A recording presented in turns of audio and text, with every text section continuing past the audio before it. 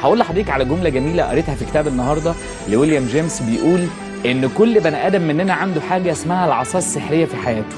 يعني ايه؟ العصا السحريه ديت هي نقطه تحول بتخلي نص جسم البني ادم ينور. نقطه التحول دي هي المشاكل اللي بتحصل في حياتك، اللي بتخرج فيك اكتر حاجه يعني قويه فيك، اللي بتخليك تكتشف المميزات اللي عندك. ده اللي بيقولوا عليها الخبطه. يعني اعتقد الخبطه اللي ما تموتش طبعا تقوي. حضرتك النهارده يعني زي ما بنقول بقى نجمه شاشات بسم الله ما شاء الله. يعني في قصه حضرتك لو دورت هتلاقي ان في نقطه كده كانت انطلاقه. الانطلاقه دي جت من اخفاق، جت من مشكله، جت من تحدي.